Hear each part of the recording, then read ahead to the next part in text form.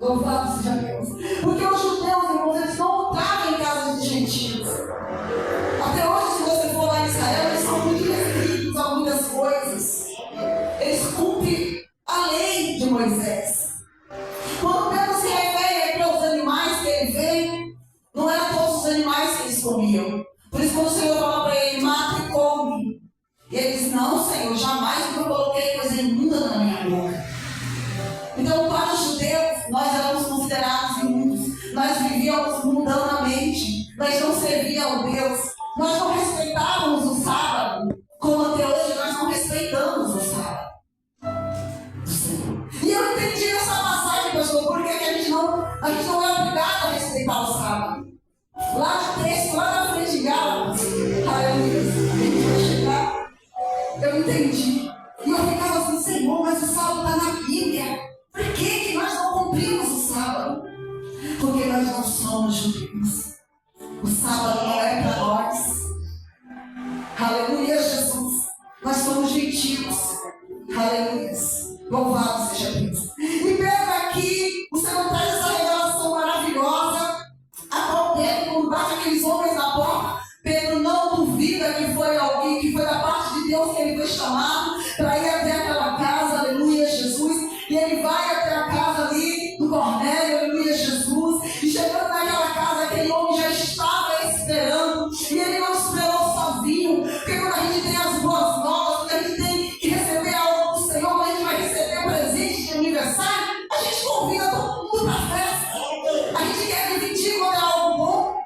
Aleluia. Ele foi lá e convidou toda a sua família, todo o seu povo estava lá. Eu não sei se era 10, se era 20, se era 30, se era 50, se era 60 pessoas. Mas estavam todos lá para receber a palavra. E quando Pedro chegou, que Pedro entrou, aquele homem contou que ele viu um anjo diante dele. E aquele anjo dizia para ele, vai, manda alguém lá na casa de Pedro. De Simão, por sobrenome Pedro. Vai, ele está em Jope, chama ele, fala para ele vir aqui. Porque a palavra, quando a gente vai ler, está no verso 10, no capítulo 10, que Deus descreve quem é Cornélio, irmãos. Ele é um homem de oração. E o capítulo 11 diz assim, que os apóstolos, que Pedro era apóstolo do Senhor, que ele já tinha ficado sabendo que os gentios já tinham recebido o Senhor, a palavra de Deus, já tinham recebido a palavra de Deus, e já estavam crendo, aleluia. Eles só precisavam tomar uma decisão, eles precisavam levantar as mãos, confessar ao Senhor, aleluia, e declarar que só Deus é o Deus deles, e serem batizados com o batismo de João nas águas, e receber o batismo com o Espírito Santo, aleluia, Jesus. E a palavra do Senhor, se você for ler no capítulo 10, descreve quem é Cornélio, descreve quem é este homem, o centurião, aleluia, Jesus. Louvado seja Deus. Aleluia. E este homem, ele já tinha o costume de orar, de fazer suas orações. Ele orava já com os judeus. Ele já tinha uma vida com Deus. Só que precisava de mais. Às vezes a gente acha que a gente já tem uma vida com Deus. Eu vou na igreja, eu faço minhas orações, lá eu levanto minha mão, eu adoro.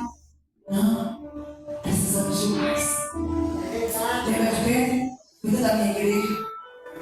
Amar. Nós mulheres falamos assim. Nós mulheres tem isso, né? Os homens não. Os homens eles são menos românticos, né, pastor? Os homens não, mas as mulheres não têm.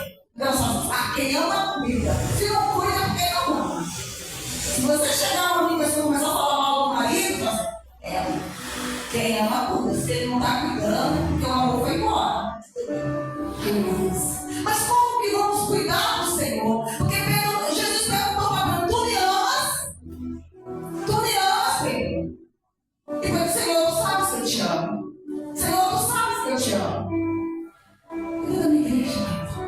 Apacenta as minhas ovelhas. Isso é. Você tem que mostrar para você. Que a fé sem as obras é morta. É verdade. Está lá em Hebreus. Fé sem as obras, se você diz que tem fé, você não faz nada, como que vai declarar que você acredita? aconteceu isso, mas ela acredita que o Senhor, por isso que ela veio para a igreja hoje. Ela acredita que ela não está só. E ainda que ela conte para a mãe, para o pai, eles só vão orar, nada eles vão poder fazer. Mas ela crê, ela tem fé, que o Deus dos céus vai resolver o problema dela. Aleluia, Jesus. Isso é fé. Você precisa praticar aquilo que você acredita. E a obra do Senhor é isso que Deus está falando para Pedro. Se você diz que me ama, então cuida das minhas filhas, zela por elas, dá vida por elas. E Pedro, ele deu a vida, porque ele foi na casa do gentil. Ele contrariou a ideia de circuncisão. Não fala de circuncisão, porque o povo judeu era separado. Quando um judeu nasce, homem, é feita a circuncisão. E os gentios não é obrigado a fazer a circuncisão. Nós somos gentios, não é da nossa cultura a circuncisão. Aleluia, Jesus. E aqui Pedro faz um discurso, aleluia, fala o que o Senhor coloca na sua boca. E a palavra do Senhor diz mais para frente, se você continuar lendo, aleluia, Jesus, que Cornélio, ali aquele homem, ele cai de joelhos, ele é batizado com o Espírito Santo, que todos que estavam ali foram cheios, aleluia, e todos aceitaram Jesus como seu único e suficiente Salvador. E foram salvos toda a casa. Igual o capítulo, verso 14, nós lemos. Jesus, o Senhor falou para ele: com que te salves tu e toda a tua casa. Houve um discurso da parte do Senhor dentro da casa de um gentil. E todos se renderam ao Senhor.